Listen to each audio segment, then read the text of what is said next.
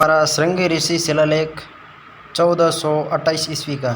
एकलिंग जी से 6 मील दूर दक्षिण पूर्व में श्रृंगी ऋषि नामक स्थान उदयपुर पर तिबारे में लगा हुआ है। यह मोकल के समय का संस्कृत लेख है। प्रारंभ में विद्या की देवी की प्रार्थना की गई है। उसके बाद अमीर, चैत्र सिंह, लक्ष्य सिंह और मोकल की उपलब्धि का वर्णन है। मोकल के संबंध में उल्लेख किया गया है कि उसने फिरोज का नागौर, अहमद गुजरात से 2 युद्ध लड़े और उन्हें परास्त किया। मोकल द्वारा एकलिंग मंदिर के चारों ओर प्राचीर बनवाने का भी उल्लेख है। इसमें अमीर के बारे में उल्लेखित है कि उसने झालावाड़ के स्वामी को परास्त किया, ईडर के शासकों को मारा, पालूर को भस्म किया तथा भीलों को परास्त कर भूमठ और वागड़ के भागों पर अधिकार स्थापित किया। इस लेख की रचना वाणी विलास योगेश्वर ने की। रचना योगेश्वर और सूत्रधार आदा के पुत्र फन्ना ने इसे खोदा। श्रृंगी ऋषि लेख की रचना योगेश्वर ने की और फन्ना ने इसे खोदा। पदराड़ा का लेख 1433 ईस्वी में। ये कुंभकालीन लेखों में सबसे प्रथम लेख है। पदराड़ा का लेख 1433 ईस्वी कुंभकालीन लेखों में सबसे प्रथम लेख है। विक्रमी संवत 1490 का है, 8 पंक्तियों। कुंभ का प्रथम लेख पदराड़ा लेख 1433 के। इसमें पदराड़ा उदयपुर का नाम पाट के पद्र लिखा है। इस लेख का महत्व यह है कि कुंभा की राज्य प्राप्ति के बाद विद्रोहियों को दबाया, न कि रणमल ने, जैसा कि जोधपुर की ख्यालों में उल्लेखित है। चित्तौड़ का लेख 1438 ईस्वी का। चित्तौड़ के सतविश देवरी के पास प्राप्त काले पत्र का अभिलेख है। इसमें 104 श्लोक है। इसमें राणा अमीर से मोकल तक के सिसोदिया शासक विजय, दानों एवं निर्माणों का उल्लेख है। रणकपुर प्रशस्ति 1439 ईस्वी की।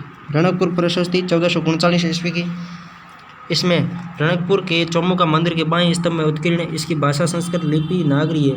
इसमें हमें मेवाड़ के राजवंश धरणा श्रेणी, धरणा श्रेष्ठी वंश तथा उसके शिल्पी का परिचय होता है। प्रशस्तिकार में गोइल को बापा का पुत्र लिखा है, जो भूलवंश वेद शर्मा द्वारा की गई है। चित्तौड़ की वो विक्रमी संवत 1331 की आबू प्रशस्ति से उद्धत है। ऐसा लगता है कि इस प्रशस्ति के रचयिता ने 1028 का निर्वहन का शिलालेख न देखा हो, परंतु इस प्रशस्ति से स्पष्ट अवश्य होता है इसमें बापा काल भोज को प्रत्यक्ष बतलाया गया है।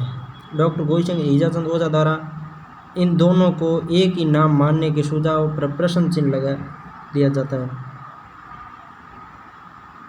इसमें मेवाड़ के शासक बापा से कुंभा तक की वंशावली है। रणकपुर में बापा व काल भोज को अलग बताया है। कुंभा के विजयों और उसके वीरताओं का वर्णन मिलता है। इसमें कुंभा को विजेता के अतिरिक्त एक सफल शासक के रूप में प्रस्तुत किया गया है। इस लेख में नाणक शब्द का प्रयोग मुद्रा के लिए किया गया है। रणकपुर प्रशस्ति में नाणक मुद्रा को नाणक कहा गया है। चित्तौड़ के शिलालेख से संबंधित लेख है 1442 से 1458 ईस्वी का। अलाउद्दीन के आक्रमण के पश्चात महाराणा कुंभा ने चित्तौड़ में मंदिरों और राजप्रसादों के निर्माण का बीड़ा उठाया। इस दौरान चित्तौड़ में प्रमुख मंदिरों और 7 प्रवेश द्वारों का निर्माण भी कुंभा ने करवाया। महलों के आसपास प्रस्तर खंडों पर इन शिल्पियों के नाम उत्कीर्ण किए हुए हैं। इसमें सूत्रधार जैता और उसके पुत्र नापा, पुंजा और पोमा। विजय स्तंभ पर भी यही है, जैता, नापा, पुमा, पुंजा। चित्तौड़ के शिल्पकारों के नाम उत्कीर्ण है। कोडमदेश्वर का लेख 1459 ईस्वी का। बीकानेर के कोडमदेश्वर के तालाब के तट पर स्थापित कीर्ति स्तंभ पर अंकित है। या कोडमदे अपने पति रणमल के मारे जाने की सूचना पर सती हुई। वह विकुपुर और पुंगड़ के स्वामी भाटी केलन की कन्या थी। राव रणमल के पुत्र जोधा ने यह तालाब खुदवाया था। अपनी माता कोडमदे के निमित्त कीर्ति स्तंभ की स्थापना की। कीर्ति स्तंभ प्रशस्ति 1460 ईस्वी की। ये प्रशस्ति चित्तौड़ के कीर्ति स्तंभ की कई शिलाओं पर अंकित है। अब इसमें से केवल 2 शिलाएं शेष है, अन्य शिलाएं नष्ट हो चुकी। अनुमान यह है कि कुल मिलाकर 8 शिलाएं रही होगी। इसमें बापा और अमीर का वर्णन मिलता है। कुंभा के वर्णन में उल्लेखित है कि वह मांडवीपुर मंडोर से हनुमान जी की मूर्ति लाया। 1515 विक्रमी संवत में दुर्ग के मुख्य द्वार पर उसकी स्थापना की।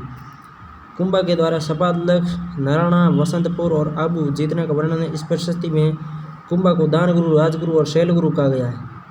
कुंभा द्वारा वीरचित ग्रंथों, चंडी शतक, गीत गोविंद की टीका और संगीत राज तथा कई नाटकों का उल्लेख है।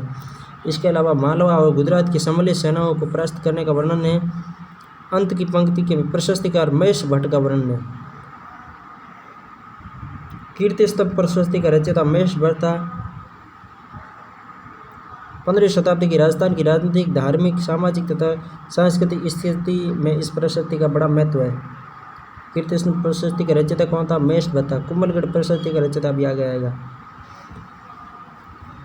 ये कुंभलगढ़ शिलालेख की 5 शिलाओं से भिन्न है। 1460 की संस्कृत भाषा में 64 श्लोक है। देवनागरी लिपि में उत्कीर्ण है। अब इसे कुंभलगढ़ से लाकर उदयपुर संग्रहालय में सुरक्षित रख दिया गया है। इसमें कुटिला वर्णन, मेदपाट वर्णन, चित्तौड़ वर्णन दिया गया है, जिससे हमें उस समय की मेवाड़ की भौगोलिक, सामाजिक, धार्मिक और सांस्कृतिक स्थिति पता चलता है। कुंभलगढ़ का शिलालेख 1460 का है। ये शिलालेख 5 शिलाओं पर उत्कीर्ण था। इसमें पहली, तीसरी और चौथी शिला जो कुमश्याम मंदिर वर्तमान मामदेव मंदिर में लगाई गई है, इसको यहाँ से देखिए। मामदेव मंदिर तो हो गया कुंभलगढ़ में, किंतु कुंभश्याम मंदिर कहाँ पे है? चित्तौड़ में, उदयपुर संग्रहालय में सुरक्षित है। इस संपूर्ण शिलालेख में वर्णन शैली को काम में लिया गया है, जैसे त्रिकुट वर्णन, मेटबाद वर्णन, राज वर्णन। प्रथम शिला में एकलिंग जी के मंदिर और कुटिला नदी का स्वाभाविक वर्णन है। चित्तौड़ के मंदिरों, मेवाड़ के नगरों, नदियों, पहाड़ों, झीलों, बागों, जन समुदाय का वर्णन है। 15वीं शताब्दी के जनजीवन को समझाने में बड़ा सहायक सिद्ध हुआ है। दूसरी शिला 6 पंक्तियों में कुल विप्रवंशीय ब्राह्मण बताया गया है। बप्पा को विप्रवंशी ब्राह्मण। तीसरी शिला में बप्पा को विप्र कहा गया है, जिसने हरित ऋषि की कृपा से मेवाड़ राज्य प्राप्त किया। प्रशस्तिकार ने बापा को वंश प्रवर्तक माना है। गोयल को उसका पुत्र लिखा है, जो ब्रह्मात्मक है।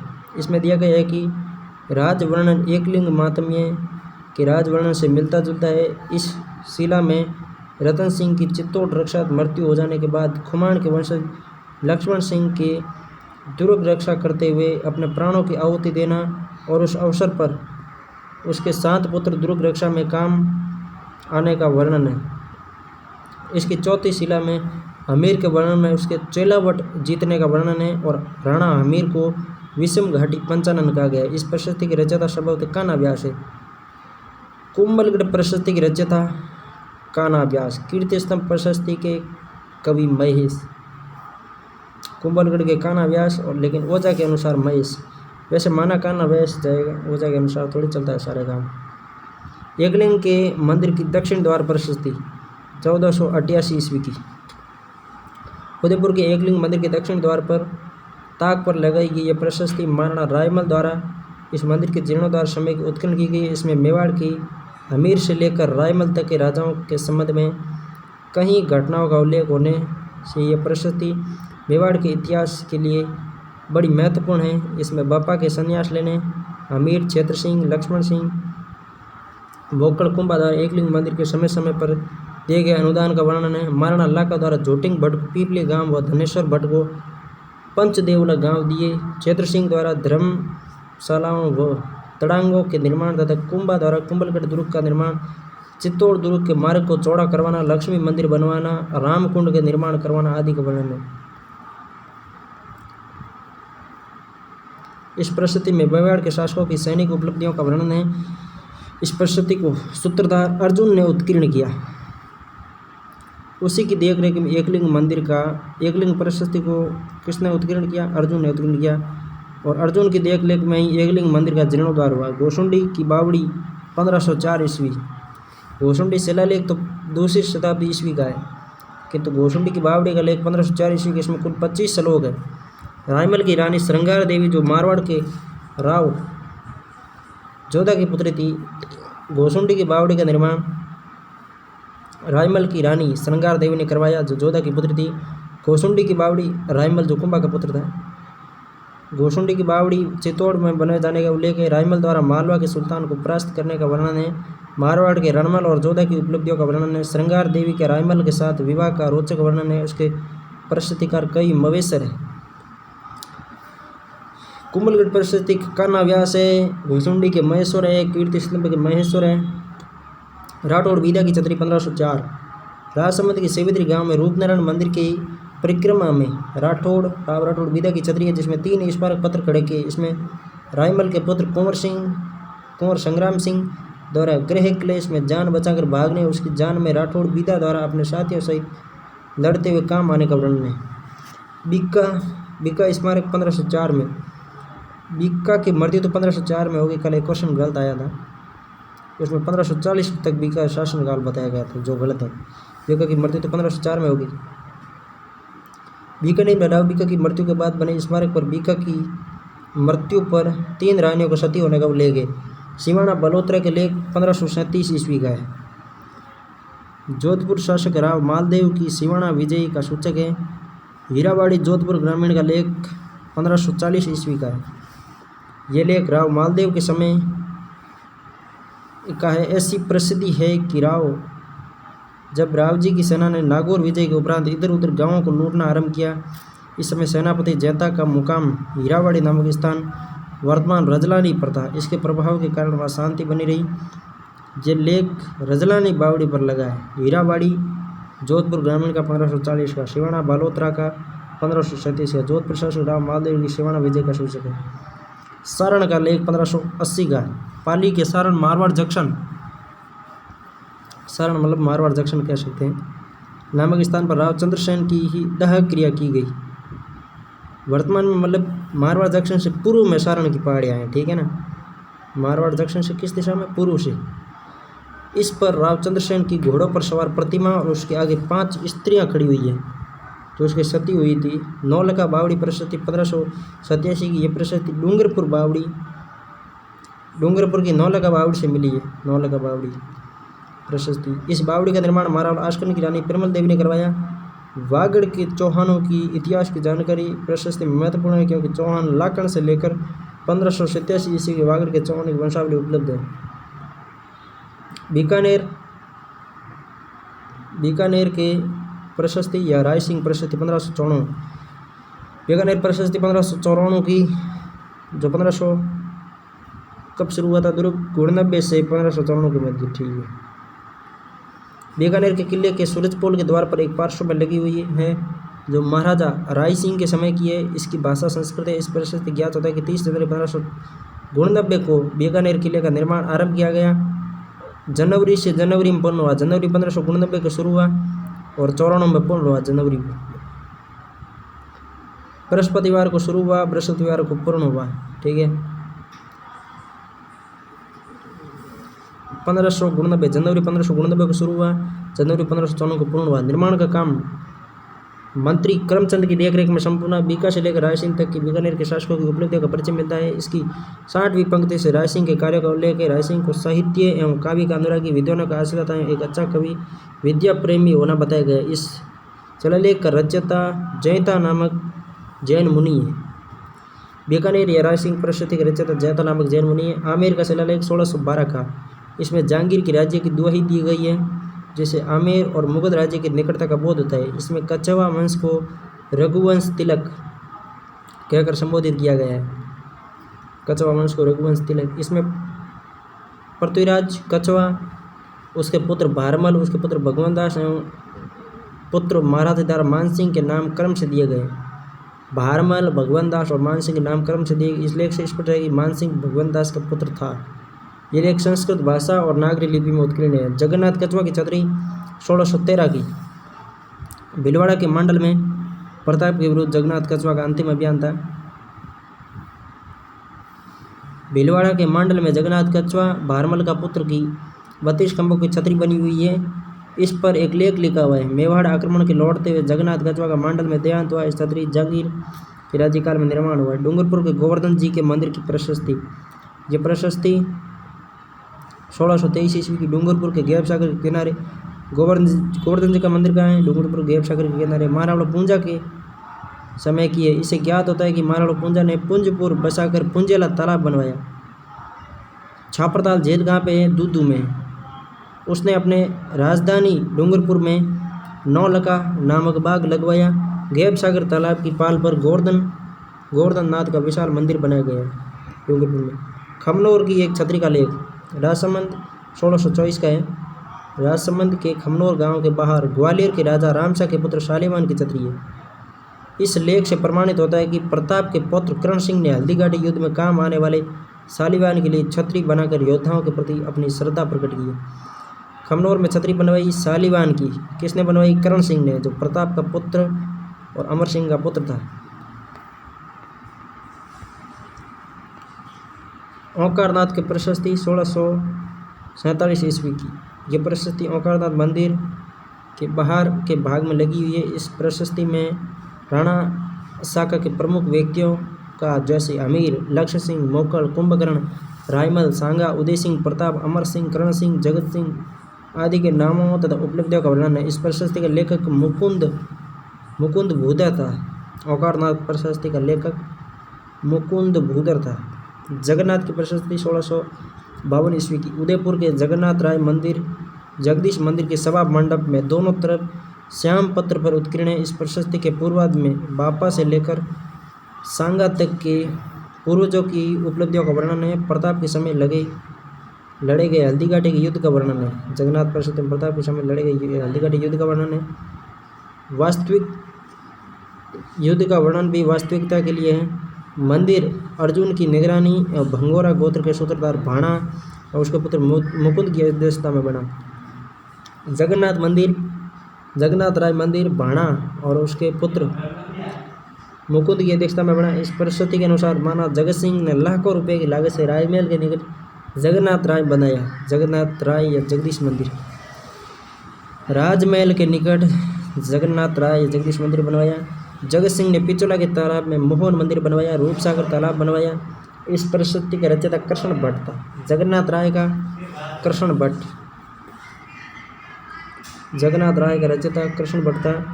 त्रिमुखी या जया बावड़ी 1675 की है। उदयपुर के देवारी में त्रिमुखी बावड़ी में यह प्रशस्ति लगी है।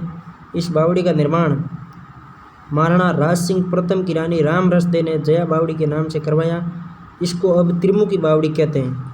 इस प्रशस्ति में बापा से लेकर राज सिंह तक के प्रमुख शासकों के नाम तथा उसकी उपलब्धियों के संक्षेप में वर्णन है। राज सिंह प्रथम के समय सर्व ऋतु विलास नाम के बाग बनाए जाने, मालपुरा की विजय और लूट, चारुमती का विवाह, डूंगरपुर विजय आदि का उल्लेख है। इसकी अंत की पंक्तियों में संस्कृत, गद्य और मेवाड़ी भाषा में मिलता जुलता प्रयोग है। इसका प्रशस्तिकार रणछोड़ भट्ट तथा मुख्य शिल्पी नाथू गौड़ था। त्रिमुखी या जया बावड़ी का लेखक रणछोड़ भट्ट था और मुख्य शिल्पी नाथू गौड़ था। राज प्रशस्ति 1676 की। राजसमंद झील की नौचों की पाल पर कुल 25 श्याम रंग के पाषाण पर उत्कीर्ण है। इसमें महाकाव्य की संज्ञा दी गई है। राज प्रशस्ति क्या है? महाकाव्य है। इसके रचयिता रणछोड़ भट्ट तेलंग है। तेलंग ब्राह्मण था। इसकी भाषा संस्कृत है। पट्टिका पर एक सर्ग में उत्कीर्ण है। 1676 है। इसमें बापा से लेकर जगत सिंह व राज सिंह तक के शासकों की वंशावली, उनकी उपलब्धियों का वर्णन है। राज सिंह का प्रथम विवाह 12 वर्ष की उम्र में होना, जो 1660 ईस्वी में औरंगजेब के विरुद्ध जाकर किशनगढ़ की राजकुमारी चारुमती से विवाह तथा औरंगजेब से युद्ध और संधि औरंगजेब ने दूसरी बार जजिया कर 1679 में लगवाया था। प्रशस्ति से पता चलता है कि राज समुद्र का निर्माण दुष्काल के समय श्रमिकों के लिए काम निकालने के लिए करवाया गया था। उसे पूरा बनवाने में 14 वर्ष लगे। इसमें बापा के लिए वाष्प शब्द का प्रयोग किया गया और लिखा है कि 50 पल के सोने के कंकण पहनता था। कुंभा की विजय, सांगा के युद्धों का भी अच्छा चित्रण है। प्रताप के समय लड़े गए युद्धों और अमर सिंह के समय मुगलों से की गई संधि का भी उल्लेख है। इस प्रशस्ति में उत्कीर्ण गजधर, मुकुंद, अर्जुन, सुखदेव, केशव, सुंदर, लालो, लखो प्रशस्ति को उत्कीर्ण बहुत अधिक है। कौन सी प्रशस्ति अभी देख दे वापस। राज प्रशस्ति थी, ठीक। उत्तीर्ण गजधर, मुकुंद, अर्जुन, सुखदेव, केशव, सुंदर, लालो, लखो। वैद्यनाथ मंदिर की प्रशस्ति 1719 की। उदयपुर के पिछला झील के पश्चिमी तट पर बसे सिसारमा गांव के वैद्यनाथ महादेव मंदिर में लगी है। संपूर्ण प्रशस्ति 2 बड़ी बड़ी शिलाओं पर 139 श्लोकों में लिखी हुई है। वैद्यनाथ प्रशस्ति उदयपुर की है। 1719 की। इसमें बाबा के हरित ऋषि के अनुपम से राज्य प्राप्ति का उल्लेख है। संग्राम सिंह द्वितीय द्वारा अपनी माता देव कुंवरी पेदला के राव सबल सिंह की पुत्री के कथनानुसार वेदनाथ के विशाल मंदिर का निर्माण करवाया। वेदनाथ के मंदिर का निर्माण किसने करवाया? वैद्यनाथ के मंदिर का निर्माण संग्राम सिंह द्वितीय ने करवाया। शैलियों की बाड़ी का निर्माण संग्राम सिंह द्वितीय ने करवाया। इसमें मंदिर की प्रतिष्ठा का समय 1716 संग्राम सिंह द्वितीय का समय है। इस परिस्थिति में महाराणा की सेना का रणबाज खां की सेना के साथ बांदनवाड़ा के समीप युद्ध होने का वर्णन है, जिसमें राजपूतों की विजय हुई। इस प्रशस्ति का लेखक रूप भट्ट और लिपिकार रूपजीता लेखक रूप भट्ट और लिपिकार रूपजीता। वैद्यनाथ प्रशस्ति। बेणेश्वर एक थी बेरेश्वर, वो भी उदयपुर में थी। अब बेणेश्वर 1866 की है। डूंगरपुर के बेणेश्वर में महारावल आस्करण के समय का शिव मंदिर है। इस मंदिर को लेकर डूंगरपुर मारवाड़ राज्य के मध्य झगड़ा था बेणेश्वर मंदिर को लेकर। अंत में इस मंदिर को डूंगरपुर राज्य की सीमा में माना गया। मतलब बेणेश्वर कहाँ है? डूंगरपुर में, ठीक है। यहाँ पर इस आशय का 1866 ईस्वी का शिलालेख लगा हुआ है। इस लेख में MM मैकेंजी व पॉलिटिकल सुप्रिटेंडेंट हिली ट्रैक्स के अंग्रेजी में हस्ताक्षर है। सीमा निर्धारण के संबंध में इस शिलालेख का ऐतिहासिक महत्व। बेणेश्वर लेख राजस्थान का इंग्लिश में लिखित एकमात्र शिलालेख है, ठीक है। हिली ट्रैक्स के अंग्रेजी में हस्ताक्षर है। 1866 का है बेणेश्वर लेख। राजस्थान के फारसी लेख, मतलब ये शब्द संस्कृत हिंदी वाले चले गए, अब लास्ट वाला इंग्लिश का था वो भी चला गया। अब राजस्थान के फारसी लेख आ गए। राजस्थान में फारसी भाषा के लेख प्रचुर है, ठीक है, इसका तो कोई मतलब नहीं है। ये लेख सांबर, नागौर, जालोर, सांचौर, जयपुर, अलवर, अजमेर, मेड़ता, टोंक, कोटा आदि स्थानों से प्राप्त हुए, क्योंकि इन स्थलों पर मुगल सत्ता का शासन या प्रभाव रहा है। पहला है अजमेर का लेख 1200 ईस्वी का। ये लेख अजमेर में अढ़ाई दिन के झोंपड़े की दूसरे गुंबद की दीवार पर पीछे लगा हुआ है। राजस्थान में फारसी भाषा का सबसे पुराना लेख है। कौन सा? अजमेर का लेख। वैसे बड़ली वाला भी राजस्थान का सबसे प्राचीन शिलालेख है। पश्चिमी राजस्थान का सबसे प्राचीन शिलालेख गोट मांगलोद का है। अजमेर का लेख 1200 ईस्वी फारसी भाषा का राष्ट्र सबसे पुराना है। इसमें उन व्यक्तियों का नाम उल्लेखित है जिनके अनुसार मस्जिद का निर्माण कार्य हुआ। इसमें अबू बकर नामक व्यक्ति का जिक्र है, जिसके मस्जिद का काम करवाया गया। बड़ी खाटू का लेख 1203 में। नागौर में बड़ी खाटू में ठाकुर धोकल सिंह की हवेली में एक मस्जिद के खंडर में लगा हुआ है। कुछ मस्जिदों के नामों का उल्लेख है। 13वीं सदी के प्रारंभ में इस भाग पर तुर्की प्रभाव का प्रकाश पड़ा। ईदगाह मस्जिद जालोर में 1318 ईस्वी में जालोर की इस ईदगाह को गुरु के वंशज होसंग ने बनवाया। ईदगाह मस्जिद का निर्माण जालोर में होसंग ने करवाया। इसे अस-शामसी ने लिखा। ईदगाह का लेख को अस-शामसी ने लिखा। फारसी में ये सब। चित्तौड़ का सुल्तान गयासुद्दीन का लेख 1321 से 25 के मध्य। फारसी भाषा का यह लेख चित्तौड़ में खंडित अवस्था में मिले। इस लेख में 3 शेर कूदे हुए, जिसका समय 1321 से 1325 ईस्वी के लगभग किसी वर्ष का होना चाहिए। किसी तुगलक शाह बादशाह को दुनिया को प्रकाशित करने वाला सूर्य व ईश्वर की छाया के समान बताया गया है। यह लेख संभवतः सुल्तान गयासुद्दीन तुगलक का है। धाबाई पीर का लेख 1325 चित्तौड़ में खिदराबाद अंकित किया गया। इस लेख में मलिक आसुद्दीन, जो चित्तौड़ का गवर्नर था, आसुद्दीन द्वारा चित्तौड़ में सुल्तान सराय बनाने का उल्लेख है। इस लेख में मोहम्मद बिन तुगलक के प्रभाव के क्षेत्र का अनुमान होता है। धाबाई पीर का लेख चित्तौड़ से मिला है। आमेर का लेख 1570। आमेर का लेख 1570 एक 1612 का भी था वो पहले। यह लेख आमेर की जामा मस्जिद की उत्तरी दीवार की एक ताक में लगा हुआ है। यह टूटी फूटी और खंडित अवस्था में है। इसमें वर्णित है कि मस्जिद को आमेर एक हाजी तोआचीबासी ने बनवाया। प्रमाणित होता है कि अकबर काल में मुगली अफसर यहाँ रहता था, उसे आमेर में मस्जिद बनाने का आदेश दिया। बरबंद या बयाना का लेख भरतपुर में 1613 का। भरतपुर के बरबंद गांव की दीवार पर लगा मिला है। इस लेख में जानकारी मिलती है कि अकबर की पत्नी मरियम जमानी। बरबंद या बयाना भरतपुर का लेख 1613 का है। भरतपुर के बरबंद गांव की दीवार पर लगा मिला है। इस लेख में जानकारी मिलती है कि अकबर की पत्नी मरियम उजमानी की आज्ञा से यहाँ एक बाग और बावड़ी का निर्माण करवाया। यह निर्माण जहांगीर के काल में हुआ है। पुष्कर के जहांगीरी महल का लेख 1615 ईस्वी का। इस लेख में जहांगीर द्वारा मेवाड़ के राणा अमर सिंह के राज्य की विजय का उल्लेख है।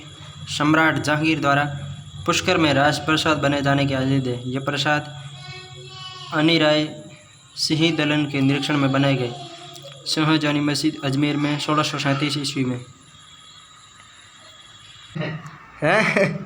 कल हाल के वो नरजहा तो आज वे बाजार शाहजहानी मस्जिद अजमेर में मोनी बोलू लो मंटा नागमत गिरी। इस लेख में अंकित है कि खुर्रम शाह द्वारा अमर सिंह पर विजय प्राप्त की गई आया तो उसने अजमेर में एक मस्जिद बनवाने की प्रतिज्ञा ली। बादशाह बनने के बाद उसने इसको पूरा किया। शाहजहानी मस्जिद अजमेर का लेख 1637 ईस्वी। कराची मस्जिद नागौर में 1641 ईस्वी में। कराची मस्जिद नागौर में 1631 में।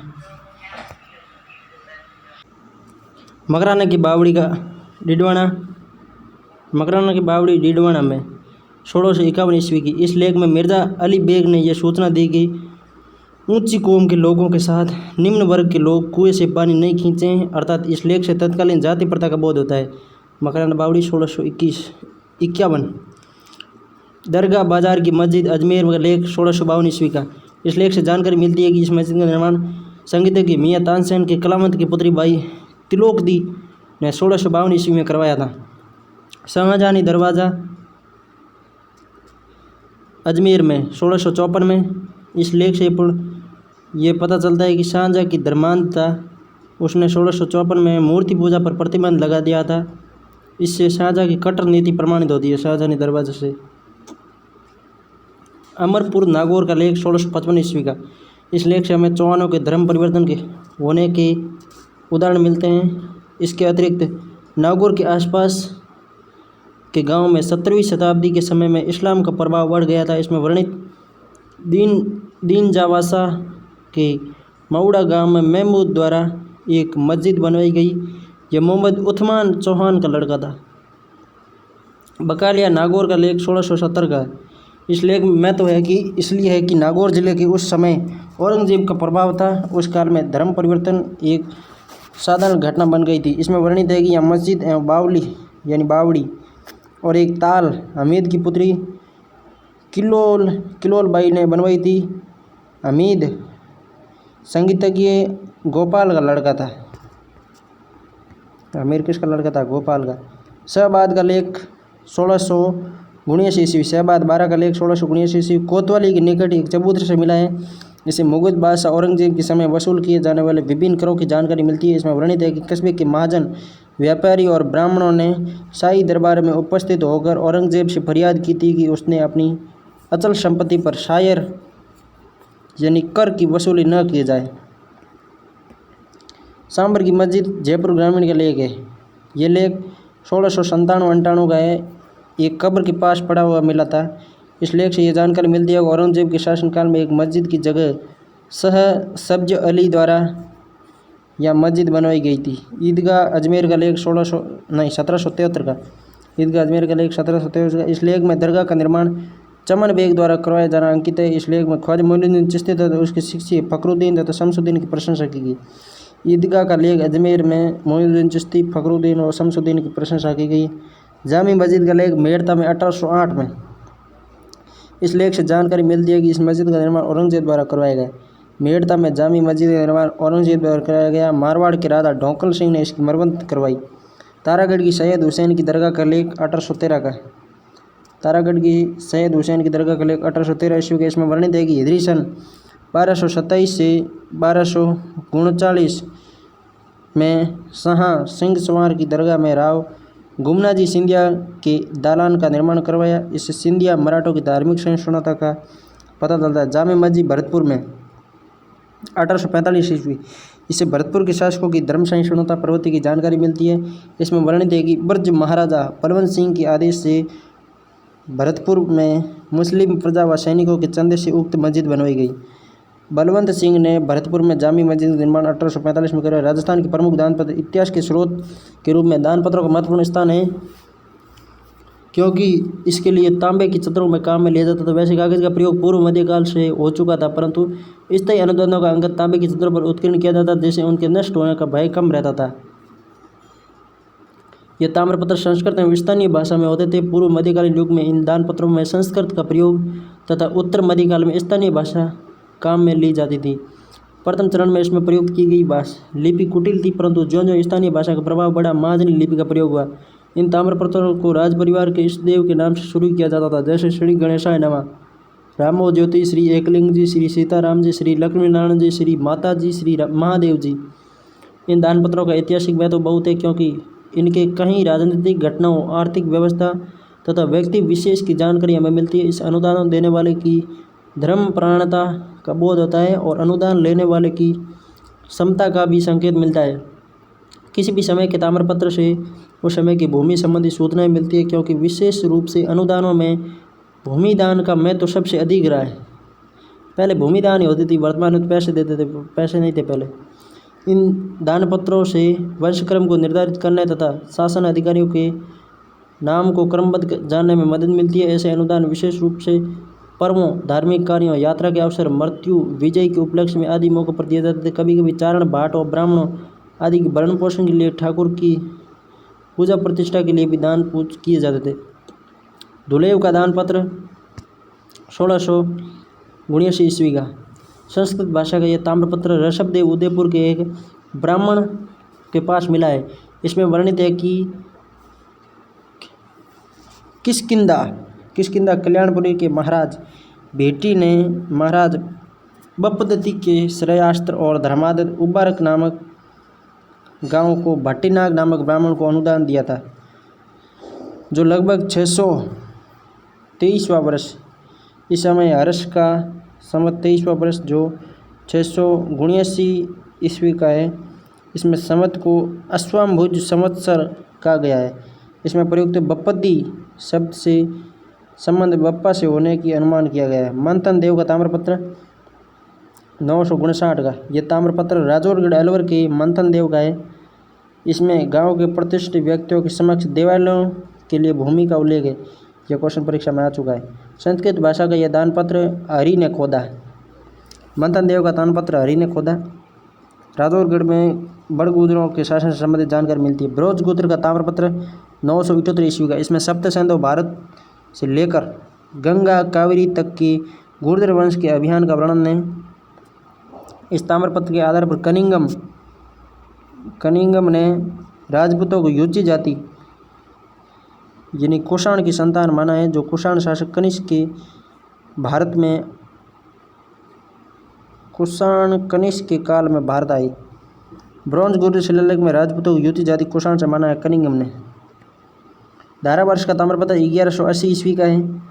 संस्कृत गद्य पद्य में ताम्रपत्र आबू के परमार शासक धारावर्ष के समय का है, जो हातल गांव सिरोही के एक ब्राह्मण के पास मिला है। इसमें हल यानी भूमि का नाम, ग्रास यानी एक प्रकार की भूमि, गोत्री यानी चारागाह।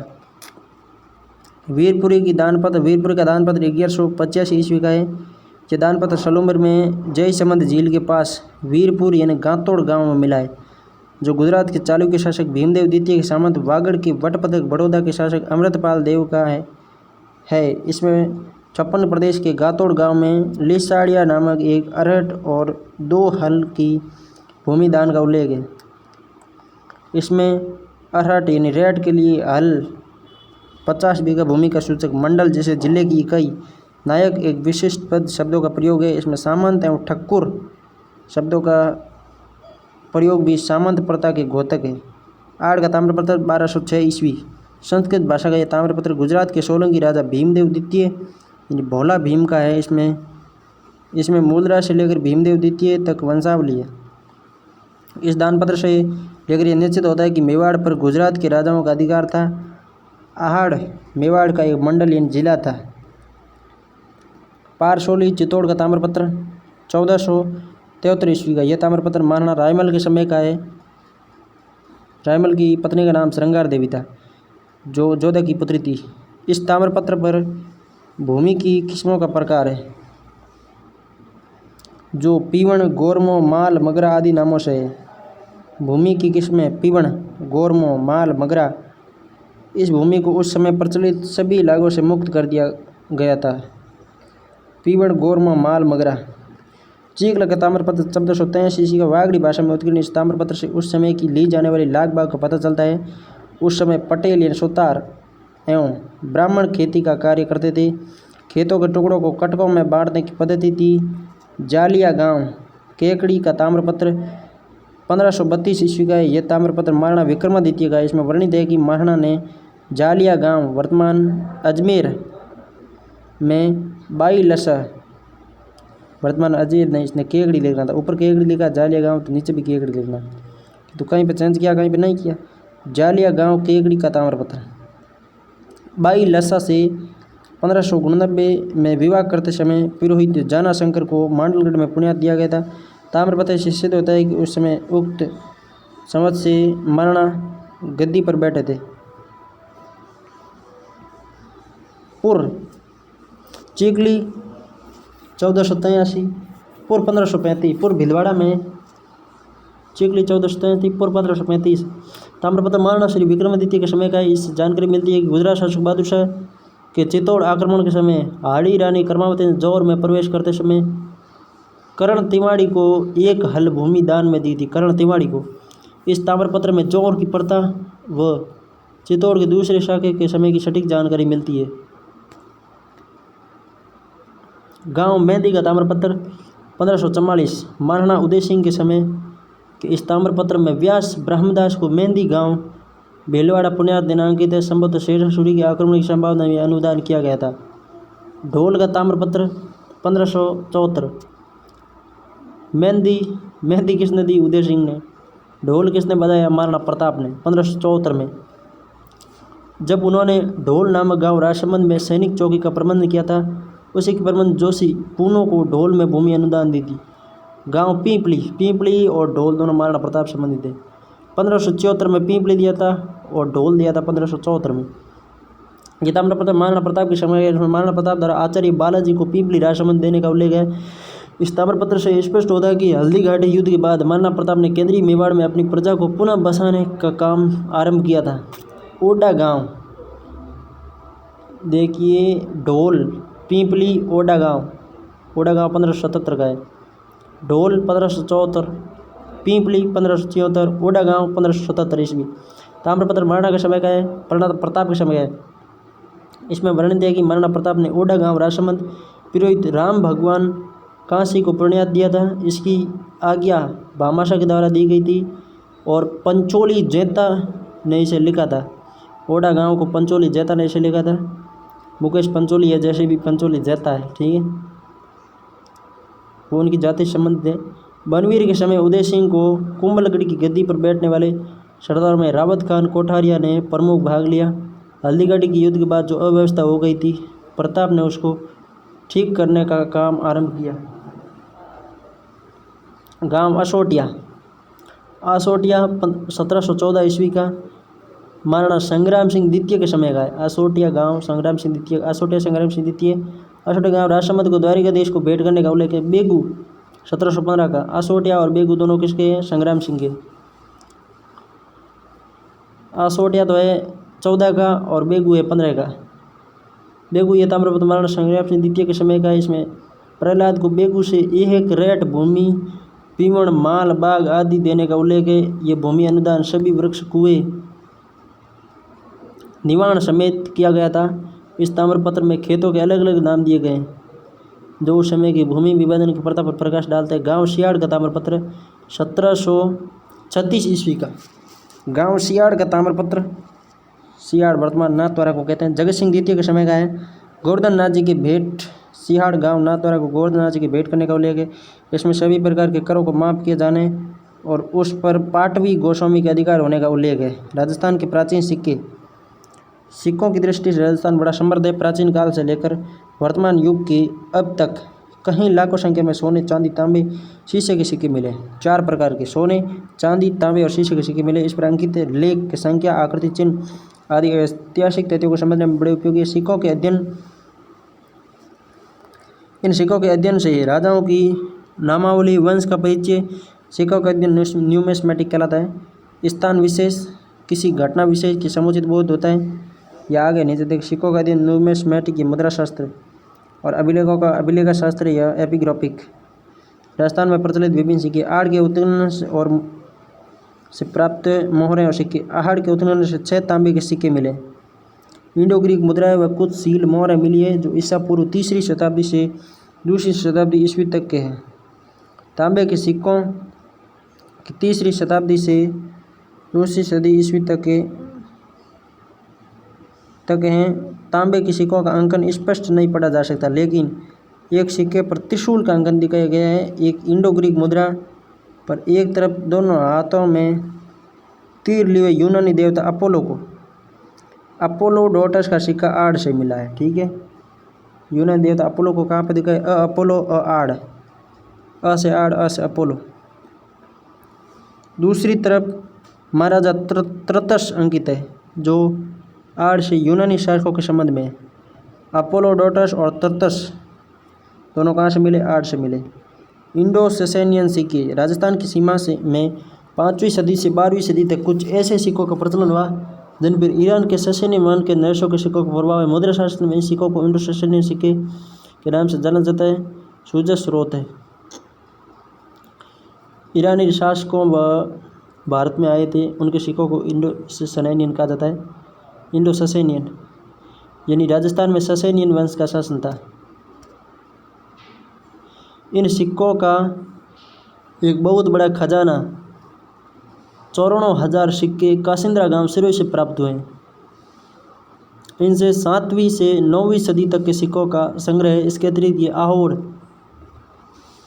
जालोर, कत्ती जैसर, पुंजपुर, पौंचलासा, डूंगरपुर, पल्लू, हनुमानगढ़, कांकरवा, चित्तौड़, आहोर, जालोर, कत्ती जैसर ससेनियन सिक्के मिले थे। आहोर, जालोर से कत्ती जैसर, पुंजपुर, पौंचलासा, डूंगरपुर से, पल्लू, हनुमानगढ़ से और कांकरवा, चित्तौड़ से। रेड टॉक से 3075 चांदी के पंचमार सिक्के मिले हैं। ये भारत के उत्खनन में एक ही स्थान से प्राप्त मुद्राओं में सर्वाधिक संख्या में। ये भारत की प्राचीन मुद्राएं। इन सिक्कों का समय 6ठी शताब्दी ईस्वी पूर्व से 3री शताब्दी ईस्वी पूर्व आका गया है। इन्हें धरण या पर्ण कहा गया है। रेड टॉक से 3075।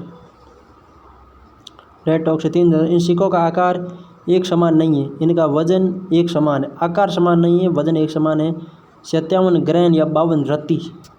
रेड से चांदी के पंचमार सिक्कों के अलावा तांबे के सिक्के मिले हैं जो मालव, मित्र, सेनापति, इंडो ससेनियन आदि वर्ग के हैं। इन सिक्कों को गण मुद्राएं कहा गया है। यूनानी शासक अपोलोडोटस का सिक्का मिला है। इंडो ससेनियन वर्ग 57 ग्रैन या 52 रत्ती के सिक्के मिले। रेड से चांदी के पंचमार सिक्कों के अलावा तांबे के सिक्के भी मिले हैं जो मालव, मित्र, सेनापति, इंडो ससेनियन आदि वर्ग के। इन सिक्कों को गण मुद्राएं कहा गया है। जो रेड से सिक्के मिले हैं उन्हें गण मुद्राएं कहा गया है। यहाँ यूनानी शासक अपोलोडोटस का सिक्का मिला है। अपोलो का सिक्का रेड टॉक से मिला है और आड़ से, दोनों जगह से मिला है। रेड से 7 चौकोर सिक्के मिले हैं। इन प्रारंभिक ब्राह्मी लिपि में विपु अंकित है। केदारनाथपुरी के अनुसार आड़ का उत्खनन, रेड का उत्खनन किसने किया? रेड यानी केदार, र मतलब केदार। पुरी के अनुसार सिक्कों किसी मालव सरदार के नाम है। मालव सिक्के और पंचमार सिक्के मिलने से यह ज्ञात होता है कि रेड एक मालव नगर था। आध सिक्के, पंचमार्क सिक्के, इन्हें ठप्पा मारकर बनाया गया हो वो आध सिक्के या पंचमार्क कहलाते हैं। ये नाम जेम्स प्रिंसेप ने 1835 में दिया था। पंचमार्क सिक्कों की अमूल्य निकात निधियाँ बैराट, कोतपुली, बैरोड, इस्माइलपुर, सांबर, जयपुर ग्रामीण, रेड या नगर टॉक से, नगरी चित्तौड़ से, 9 भरतपुर से मिली है। हाथ मुद्राएं इन स्थानों से मिली। सूजे स्रोत है, रट लेना। James Prinsep 1835। आठ मुद्राएं या पंचमार्क नाम दिया जेम्स प्रिंसेप ने 1835 में। पंचमार्क सिक्के भारत के प्राचीनतम सिक्के माने जाते हैं। बैराट में एक कपड़े में बंधी 8 आठ मुद्राएं मिली। बैराट से पंचमार्क सिक्के भारत के प्राचीनतम सिक्के। बैराट में एक कपड़े में 8 आठ मुद्राएं मिली है। सांबर से 6 पंचमार्क और रेड से टॉक से 3075 चांदी के पंचमार्क मुद्राएं। रंगमहल, गंगानगर से मुद्राएं मिली है। बहुत और जैन साहित्य में इन सिक्कों को लाहपान, संस्कृत साहित्य में शतमान, कासारपन, पुराण धारणपण आदि नामों से उल्लेख है।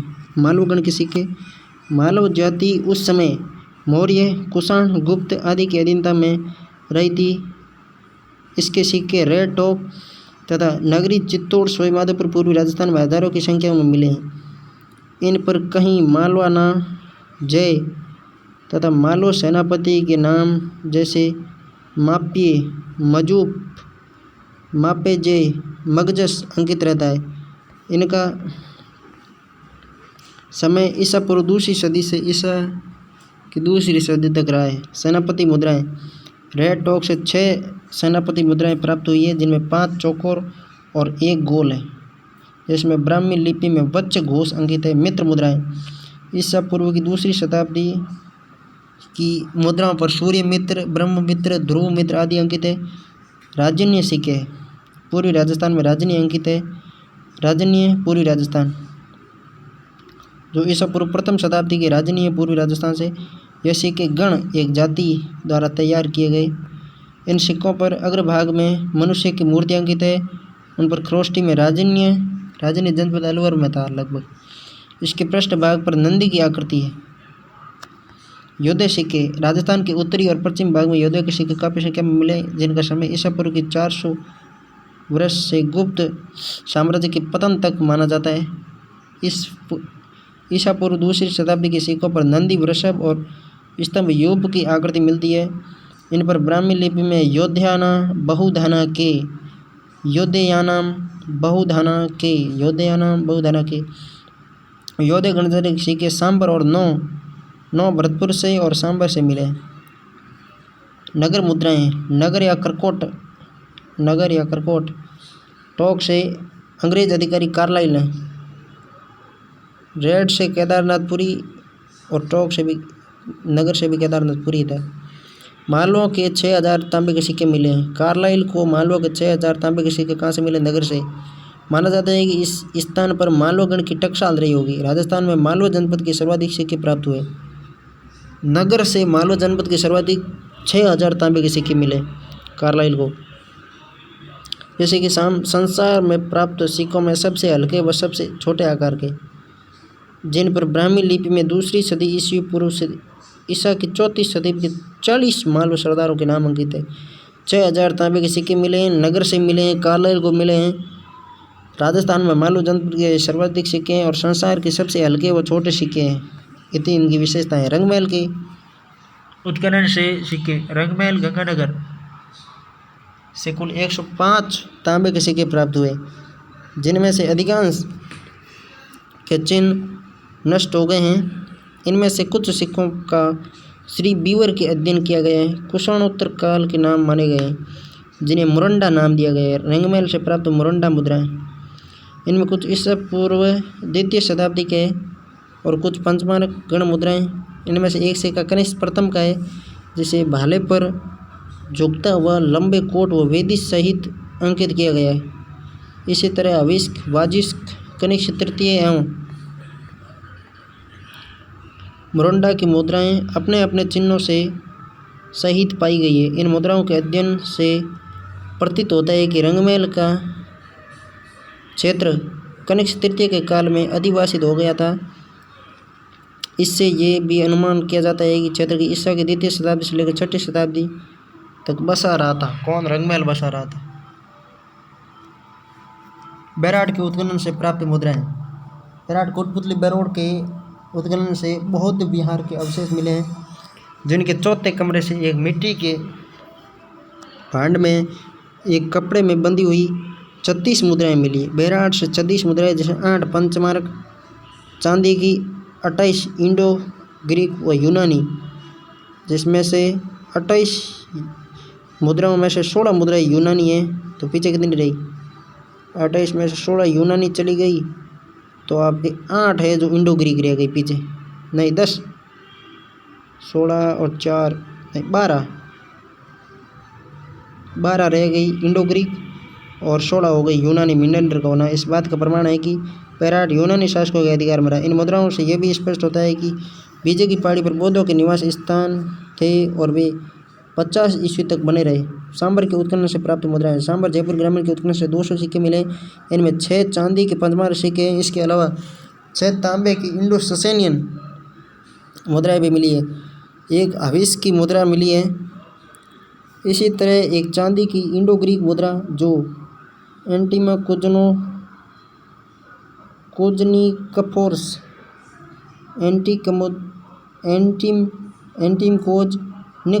एंटिमकोज निकफोरस नामक यूनानी शासक की भी मिली है जो प्रारंभिक स्तर का काल निर्धारण करती है। योद्धे मुद्राएं भी मिली है जो संभवतः रोहतक से यहाँ आई थी। योद्धे मुद्राएं तो सांबर से और नौ से मिली। इन मुद्राओं में एक योद्धे मुद्रा जो बहुत छोटी और बड़े महत्व की है। इस पर 2 पंक्तियों में ब्राह्मी लिपि में बबूधना तथा गण अंकित है। कुषाण सिक्के। कुषाण शासक भीम कदपिस ने सर्वप्रथम भारत में सोने के सिक्के चलाए।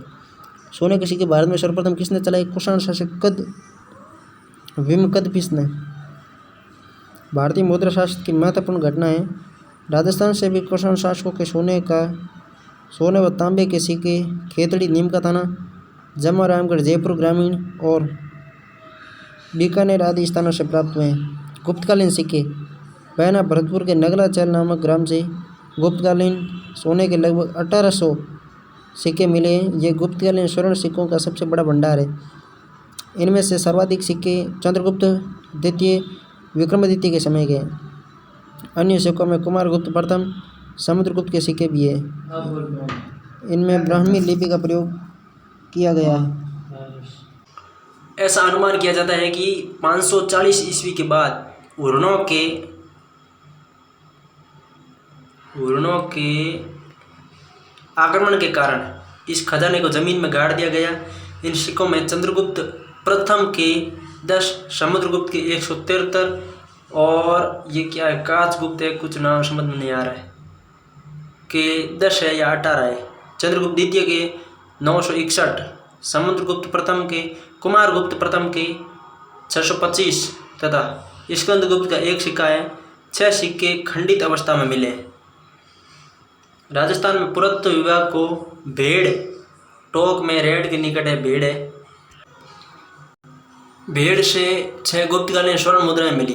भेड़ से कितनी स्वर्ण मुद्राएं मिली है? 6, जिनके बारे में अनुमान किया जाता है कि या तो इस भाग में गुप्तों का अधिकार रहा या व्यापारिक प्रक्रिया द्वारा यहाँ आई थी। राजस्थान में गुप्तकालीन सिक्के नगलाचैल भरतपुर से, भेड़ टोक से, अहेड़ा केकड़ी से, भोराली सांबर जयपुर ग्रामीण से, सुखपुरा और रेड टोक से प्राप्त हुए। सांबर के नलियासर जयपुर ग्रामीण की रजत मुद्राओं से जो कुमारगुप्त प्रथम की है, जिन पर भंगूर की आकृति बनी हुई है। प्रमाणित होता है कि उस समय स्वामी कार्तिक की पूजा लोकप्रिय थी। गुर्जर प्रतिहारों के सिक्के, गुर्जर प्रतिहारों के सिक्के, प्रतिहारों के सिक्के, आदि वर्ग की शैली के सिक्के। गुर्जर प्रतिहारों के सिक्के पर सिंसेनियन शैली का प्रभाव नजर आता है। ये सिक्के तौल, आकार व शैली में सिंसेनियन सिक्कों से मिलते जुलते हैं। ये सिक्के अधिकांश तांबा मिश्रित चांदी के बने हुए हैं। इन सिक्कों में अग्रभाग में सिंसेशन, यज्ञकुंड तथा श्री मदादी वरह नागरी में अंकित है। पृष्ठभूमि भाग में सूर्य चक्र तथा वरह की मूर्ति बनी रहती है। ऐसे सिक्कों को आदि वरह शैली का नाम दिया गया। गदिया सिक्के मारवाड़ में गुर्जर प्रतिहारों द्वारा प्रमाणित या प्रचलित तांबे के सिक्के भी प्रचलित हैं। इन पर राजा के आधे शरीर का चिन्ह यज्ञकुंड बना हुआ है, परंतु ये चिन्ह अस्पष्ट होने के कारण गधे के मुंह जैसा लगता है। गधा सर्वाधिक मारवाड़ में है। वैसे कि गदिया सिक्के मारवाड़ से, जैसे कि 11वीं से 12वीं सदी में प्रचलित थे गदिया सिक्के।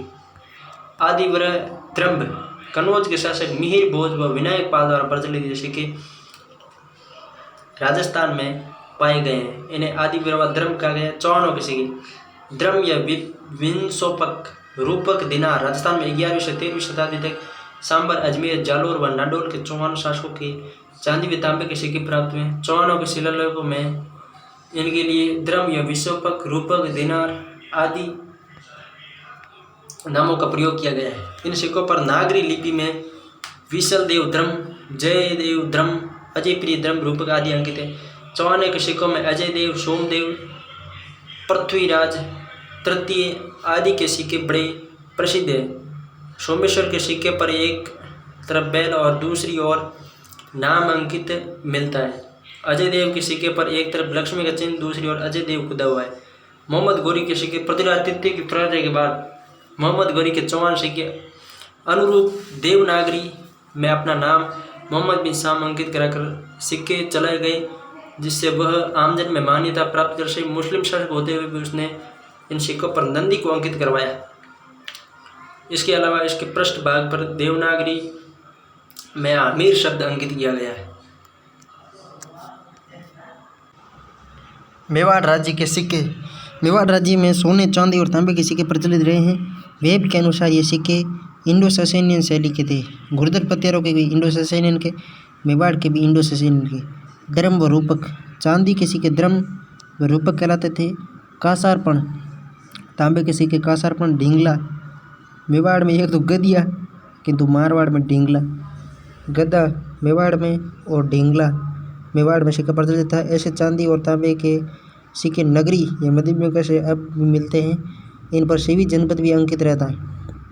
पुराने सिक्कों पर कोई लेख नहीं रहता था, परंतु इन पर मनुष्य, पशु पक्षी, सूर्य, चंद्र, धनुष चिन्ह आदि रहता है। गदिया मुद्राएं ऊँटों द्वारा प्रचलित चांदी और तांबे के सिक्के गदिया मुद्रा कहा जाता है। मेवाड़ के कई स्थानों से प्राप्त होते हैं। ये वह मुद्रा है जिस पर क्षत्रप, प्रत्यार आदि शासकों की मुद्राओं के चिन्हों को पतला कर दिया गया था। इसी स्थिति में इन पर वृषभ, वराह देवी का अंकन स्पष्ट नहीं है। आगे चलकर इन अस्पष्ट चिन्हों को गदिया कराना जाने लगा। गोहिल के सिक्के। गोहिल ने अपने नाम के सिक्कों का प्रचलन किया, जो गोहिल के 2000 सिक्के को आगरा से प्राप्त हुए प्रमाणित है। कुंभा के सिक्के। महाराणा कुंभा के समय के चांदी और तांबे के सिक्के मिलते हैं। इन पर 1510 विक्रमी संवत तथा कुंभकर्ण कुंभल मेरु अंकित मिलता है। अकबर के सिक्के। अकबर ने चित्तौड़ विजय के बाद चित्तौड़ में मुगल मुद्रा का प्रचलन प्रारंभ किया। इसके बाद चित्तौड़ की टकसाल से अकबर के सिक्के निकलने लगे। सिक्का एलची। जहांगीर और उसके बाद के सम्राटों के सिक्के जो चित्तौड़ में बनते थे उन्हें सिक्का एलची कहते हैं। चित्तौड़ी, भिलाड़ी, उदयपुरी। मोहम्मद शाह के समय चित्तौड़ की टकसाल में बनने वाला सिक्का चित्तौड़ी, भीलवाड़ा की टकसाल में बनने वाला भिलोड़ी, उदयपुर में बनने वाला उदयपुरी। चित्तौड़ी, भिलाड़ी, उदयपुरी। स्वरूपशाही। अंग्रेजों से संधि करने के बाद स्वरूप सिंह ने स्वरूपशाही सिक्का चलाया, जिसके एक तरफ चित्रकूट उदयपुर और दूसरी तरफ दोस्ती लंगन अंकित था। सह आलमी।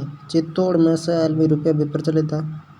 सह आलमी कहाँ था? चित्तौड़ में। सह आलमी चित्तौड़ में। चांदोड़ी। भीम सिंह ने अपनी बहन चंद्रकुमारी बाई की स्मृति में चांदोड़ी रुपया 8 अन्नी, 54 अन्नी, 2 अन्नी, 1 अन्नी चलाई, जिन पर फारसी अक्षर अंकित थे। मेवाड़ी सिक्के तांबे। मेवाड़ के तांबे के सिक्के। मेवाड़ में तांबे के भी सिक्के चलते थे। ढींगला तांबे का था। भिलाड़ी, त्रिशूलिया, भिंडरिया, नाथद्वारिया। पद्मशाही। सलूम्बर में। भिंडरिया पैसा। भिंडर की मुद्रा को भिंडरिया पैसा कहते हैं। 11 सदा। शाहपुरा में सोने और चांदी के सिक्के 11 सदा कहलाते थे। माधोशाही। शाहपुरा में तांबे के सिक्के को माधोशाही कहते हैं। टका और दिरहम। मुस्लिम विजय से 12वीं सदी में मोहम्मद बिन शाम और सुरतीन समरुद्दीन नाम वाले तथा अश्वरोही नंदी शैली के मिले जुले सिक्के राजस्थान में पाए गए हैं, जिनका प्रचलन मेवाड़ में भी था। इन सिक्कों को टका और दिरहम नाम से पुकारा जाता था। डूंगरपुर राज्य के सिक्के। कर्नल निक्सन के अनुसार डूंगरपुर राज्य में टकसाल थी और यहाँ चांदी का त्रिशूल या पत्री सीरिया सिक्का चलता था, लेकिन वे को अपनी जांच पड़ताल में ऐसी शैली के सिक्के नहीं मिले। या मेवाड़ के पुराने चित्तौड़ी और प्रतापगढ़ के सालिमशाही सिक्कों का प्रचलन था। 1904 ईस्वी में अंग्रेजी सरकार से एक समझौते के बाद यहाँ कलदार का प्रचलन था। डूंगरपुर में कलदार, चित्तौड़ी, सालिमशाही, सह आलमी तो चित्तौड़ में था, त्रिशूलिया, पत्री सीरिया। डूंगरपुर की टकसाल में तांबे के सिक्के भी बनते थे, जिन पर एक तरफ नागरी में सरकर गिरिपुर और दूसरी तरफ संवत 1917 का अंकन था। प्रतापगढ़। सालिम शाही शाह आलम ने या महारावल सालिम सिंह को अपने नाम के सिक्के चलने की अनुमति प्रदान की। 1784 ईस्वी में प्रतापगढ़ की टकसाल से शाह आलिम या सालिम शाही चांदी के सिक्के चलते थे। इस पर सालिम शाही का नाम ना होकर शाह आलम था। शाह आलम चित्तौड़ से भी मिला है, प्रतापगढ़ से भी मिला है, लेकिन सालिम शाही सिक्के समय के प्रचलित होने के कारण उन्हें सालिम शाही कहा गया। शाह आलम को सालिम शाही कहा गया। नया सालिम शाही या पुराना सालिम शाही या सालिम शाही या शाह आलम प्रतापगढ़ से। नया सालिम शाही 1898 अंग्रेज सदी के बाद इस सिक्के के शाह आलम का नाम निकालकर उसके स्थान पर सिक्का मुबारक शाह लंदन 1236 अंकित किया गया। इस सिक्के को नया सालिम शाही कहते हैं। कलदार डूंगरपुर में भी था, कलदार प्रतापगढ़ में भी है। 1904 में कलदार का आरंभ हो गया। 500 के सिक्के प्रतापगढ़ का सालिम शाही सिक्का प्रचलन था। लक्ष्मण शाही सिक्के महाराज लक्ष्मण सिंह ने 1870 ईस्वी में यहाँ सोने चांदी और तांबे के सिक्के बनवाना आरंभ किया। इन सिक्कों को लक्ष्मण शाही कहा जाता था। बांसवाड़ा में कौन से चलते थे? लक्ष्मण शाही। डूंगरपुर में कौन से चलते थे? कलदार। 1904 में सालिम शाही और लक्ष्मण शाही सिक्के बंद करवाकर उसके स्थान पर कलदार का प्रचलन हुआ। 1904 में कलदार कहाँ पे शुरू हुआ? सालिम शाही प्रतापगढ़ में भी थे, सालिम शाही बांसवाड़ा में भी है। लक्ष्मण शाही बांसवाड़ा में पर्सनल था, कलदार डूंगरपुर बांसवाड़ा दोनों में था। 1904 में शुरू हुआ। जोधपुर राज्य के सिक्के पंच मार्ग। मारवाड़ क्षेत्र में प्राचीन काल में 5 मार्ग सिक्के प्रचलित थे, जिन पर वृक्ष, पशु, धनुष, सूर्य, पुरुष आदि के चिन्ह बने हुए थे। यहाँ क्षत्रपों के समय धर्म चलते थे। गुप्तों के शासन काल में गुप्तों के सिक्के चलते थे। हुणों के प्रभाव से यहाँ ईरान के सेसेनियन सिक्के भी चलते थे। गजशाही सिक्के। जोधपुर की हकीकत बई में गजशाही सिक्कों का उल्लेख मिलता है।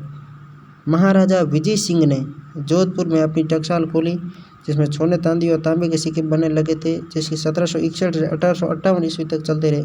इन पर फारसी भाषा में सिख मुबारक बादशाह आलम अंकित था।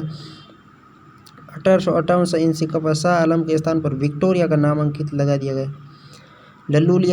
लल्लू सोजत में। सोजत की टकसाल से बनने वाला सिक्का लल्लूलिया सिक्का कहलाता था। विजयशाही सिक्के। ये सिक्के सोने, चांदी और तांबे के बनते थे। चांदी के सिक्कों में विजयशाही शैली के सिक्के महाराजा भीम सिंह और मान सिंह के समय भी बनते रहे। मारवाड़ राज्य में जोधपुर, नागौर, पाली। सोजत में लल्लूलिया। नागौर की टकसाल 1872 व सोजत की टकसाल 1888 में बंद हो गई, लेकिन जोधपुर व पाली की टकसाल चलती रही। सिपाही विद्रोह के बाद महाराजा तख्त सिंह और जसवंत सिंह द्वितीय के समय सोजत टकसाल में बने सिक्कों पर श्री माताजी सोजत टकसाल में बने सिक्कों में श्री माताजी, श्री महादेव अंकित किया जाता था। सोजत में लल्लूलिया पहले था, फिर श्री माताजी और श्री महादेव अंकित होने लगा। ढबूशाही मारवाड़ में। भीमशाही मारवाड़ में चांदी के सिक्के थे। कदिया मारवाड़ में। डोडिया जैसलमेर में। ढींगला मेवाड़ में। डब्बू तांबे का मारवाड़ में था। भीमशाही मारवाड़ में था तांबे का। ये इंपॉर्टेंट है। भीमशाही अपन सोचते मेवाड़ में होगा, कि तो भीमशाही मेवाड़ में नहीं, मारवाड़ में। बीकानेर राज्य के सिक्के। प्रारंभ में यहाँ मुगल बादशाहों के सिक्के चलते थे। गजशाही। विजयशाही तो जोधपुर में था, किंतु गजशाही बीकानेर में। महाराणा गज सिंह के बाद आलमगीर द्वितीय की अनुमति पर 1759 में शाह आलम के सिक्के बनवाने प्रारंभ हुए। आलमशाही सिक्का। बीकानेर आलमशाही मुगलिया सिक्कों का काफ़ी प्रचलन था। ओझा के अनुसार बीकानेर शासक रतन सिंह, सरदार सिंह, डूंगर सिंह के समय सोने के सिक्के भी बनते थे। गंगशाही सिक्के 1893 ईस्वी में बीकानेर राज्य का अंग्रेजों से सिक्कों के संबंध में एक समझौता हुआ था, जिसके तहत अंग्रेजी राज्य में प्रचलित चांदी के सिक्के बीकानेर की टकसाल में ही बनाए जाने लगे, जिनके एक तरफ महारानी विक्टोरिया का चेहरा, विक्टोरिया एम्प्रेस, व दूसरी तरफ महाराजा गंगा सिंह बहादुर लिखा रहता था। जयपुर राज्य के सिक्के। जयपुर राज्य में भी मुगलों से संबंध होने के कारण मुगली सिक्के चलते थे। अकबर से निकट संबंध होने के कारण कच्छों को अन्य राज्यों की तुलना में टकसाल स्थापित करने की इजाज़त सबसे पहले मिली थी। जयपुर राज्य में आमेर, जयपुर, माधोपुर, रूपा, सूरजगढ़ और चरण यानी खेतड़ी में टकसालें स्थापित थी। झाड़शाही सिक्का। यहाँ सिक्कों के 6 टहनियों के झाड़ चिन्ह बना हुआ है, इसलिए इन्हें झाड़शाही कहा जाता था। सिक्के पर 6 टहनियों का झाड़ बना हुआ है, इसलिए झाड़शाही। 1760 में प्रचलित तांबे के सिक्कों को पुराना झाड़शाही कहा जाता था। 1760 में तांबे के सिक्के पुराने झाड़ सिक्के थे। जयपुर राज्य में राम सिंह द्वितीय व माधव सिंह द्वितीय के समय सोने के सिक्के भी चलते थे। माधवशाही रुपया, माधव सिंह के समय भीमशाही तांबे के सिक्के मारवाड़ में था, किंतु माधवशाही प्रचलित सिक्के शाह आलम बहादुर नाम की खुदा होता था। रसकपूर के सिक्के, कर्नल टॉड के अनुसार जगत सिंह ने अपनी प्रेयसी रसकपूर के नाम से सिक्के बनवाए। हाली सिक्का भी कहाँ चलता था? जयपुर में। माधव सिंह के रुपये को हाली सिक्का कहा जाता था। बूंदी की मुद्राएं, पुराना रुपया 1759 से लेकर 1859 तक प्रचलित रही ये सिक्के पुराना रुपया कहलाता है। बूंदी में पुराना रुपया 11 सना सम्राट अकबर द्वितीय प्रचलन हुआ तो 11 सना लगा। सिक्के विवाह आदि समारोह में लेने देने के काम में लाए जाते थे। रामशाही रुपया 1859 से 1886 के मध्य। रामशाही रुपया कहाँ पे था? बूंदी का था, 11 सना। और रामशाही, कटारशाही, चेहरेशाही सब बूंदी में थे। रामशाही, चेहरेशाही, कटारशाही और 11 सना बूंदी में। कटारशाही 1886 में कटारशाही रुपया बनाया, जिसमें एक तरफ विक्टोरिया कटार का चिन्ह, दूसरी तरफ बूंदी राम सिंह 1843 अंकित था। चेहरेशाही रुपया 1901 में बूंदी दरबार में कलदार के प्रचलन के साथ चांदी में चेहरेशाही रुपये का प्रचलन की घोषणा हुई। कोटा राज्य के सिक्के, कोटा क्षेत्र में पहले गुप्तकालीन हुनर शासकों के सिक्के, मांडू और दिल्ली के सुल्तानों के सिक्के चलते थे। अकबर के समय यहाँ मुगलकालीन सिक्कों का प्रचलन हुआ। कोटा में राज्य में हाली और मदनशाही, वैसे हाली रुपया जयपुर में भी चलता था, किंतु हाली और मदनशाही कोटा में भी चलते थे। 1901 में अंग्रेजी सिक्कों का प्रचलन हुआ। झालावाड़ में पुराने मदनशाही, झालावाड़ कोटा राज्य के सिक्के प्रचलित थे। झालावाड़ में कोटा राज्य के सिक्के थे। 1837 से 1857 में पुराने मदनशाही, नया मदनशाही 1857 से 1891 में नए मदनशाही। पुराने मदनशाही, नए मदनशाही झालावाड़ में चलते थे। किशनगढ़ में शाह आलमी, किशनगढ़ राज्य का अपना सिक्का शाह आलम के नाम से था, जो सोने व चांदी दोनों में बनते थे। चांदोड़ी रुपया मेवाड़ की तरह यहाँ मेवाड़ की चांद कुंवरी के नाम पर चांदोड़ी रुपया बनाया गया है। यहाँ पृथ्वी सिंह के नाम का सिक्का बनाया गया, जिसकी एक और विक्टोरिया नाम था। जैसलमेर में डोडिया, मारवाड़ में गदिया और मेवाड़ में ढिंगला। जैसलमेर में डोडिया, मारवाड़ में गदिया और मेवाड़ में ढिंगला।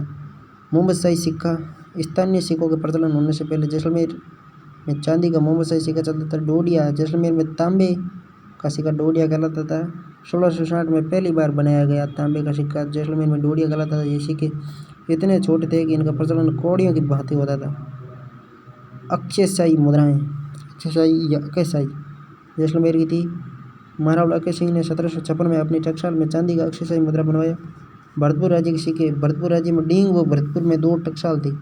1763 ईस्वी में महाराजा सूरजमल ने शाह आलम के नाम से चांदी के सिक्कों का प्रचलन करवाया।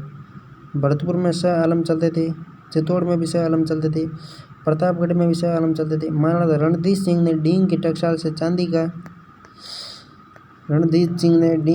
चांदी का रुपया, अठन्नी व चवन्नी चलाई। भरतपुर राज्य में 1763 में तांबे का सिक्का आरंभ हुआ, जो 1861 तक प्रचलित रहा। धौलपुर में तमंचाशाही, धौलपुर में प्रचलित सिक्कों को तमंचाशाही कहते थे, क्योंकि यहाँ पर तमंचे का चिन्ह अंकित था। इसका प्रचलन धौलपुर, ग्वालियर और पटियाला में था। तमंचा सिक्के का प्रचलन धौलपुर, ग्वालियर और पटियाला में था। धौलपुर में 1804 में टकसाल खोली गई, जिसे रुपये और अठन्नी बनाई गई। अलवर में रावशाही, अलवर राज्य की राजगढ़ टकसाल में 1772 से 1876 तक स्थानीय सिक्के बनते रहे। इनको रावशाही रुपया कहते थे। तांबे के सिक्कों को रावशाही टका, रावशाही रुपया, किंतु तांबे के सिक्कों को रावशाही टका कहा जाता था। अलवर में थे। अलवर राज्य और अंग्रेजों के मध्य 1877 में समझौते के बाद यह सिक्कों में कलकत्ता टकसाल में बनते थे। अलवर राज्य के सिक्के कलकत्ता की टकसाल में बनते थे। राजस्थान का एकमात्र राज्य अलवर था जिसके सिक्के कलकत्ता की टकसाल में बनते थे। करौली राज्य के सिक्के, माणकशाही, धौलपुर में तमंचाशाही, अलवर में रावशाही, करौली में तमंचाशाही, करौली में माणकशाही, धौलपुर में तमंचाशाही। यहाँ के शासक महाराजा माणकपाल ने 1780 ईस्वी में अपनी टकसाल में चांदी और तांबे के सिक्के बनवाए। इन सिक्कों पर कटार और झाड़ के चिन्ह तथा साल संबंध अंकित रहते थे। झाड़ का चिन्ह एक तो जयपुर में था और एक झाड़ का चिन्ह करौली में भी। ठीक है। सिक्कों सिरोही के सिक्के, सिरोही के स्वतंत्र रूप से कोई सिक्का नहीं था, न ही या कोई सिक्का की टकसाल थी। मेवाड़ का भिलाड़ी, मारवाड़ का डब्बूशाही, तांबे का मारवाड़ का डब्बूशाही था और तांबे का मारवाड़ का भीमशाही भी और था। मेवाड़ का था चांदी का भिलाड़ी, दोनों सिक्के चलते। शाहपुरा के सिक्के, 11 सदियाँ शाहपुरा के शासकों ने 1760 में यहाँ स्थानीय सिक्का चलाना प्रारंभ किया, जिसे 11 सदियाँ। बूंदी में 11 सना और शाहपुरा में 11 सदियाँ। इसके अलावा चित्तौड़ी और भिलाड़ी सिक्कों का प्रचलन था। तत्कालीन राजपूताना की रियासतों के सिक्कों के विषय में वेब ने 1893 में the currency of the Hindu state of Rajputana, web ने 1893 में the currency of the Hindu state of Rajputana नामक पुस्तक लिखी, जो आज भी अद्वितीय मानी जाती। राजपूताना के सिक्कों के लिए the currency of the Hindu state of Rajputana, the currency of the Hindu state of Rajputana, the currency of Hindu state the Rajputana, web ने 1893 में लिखी थी। सिक्कों प्रति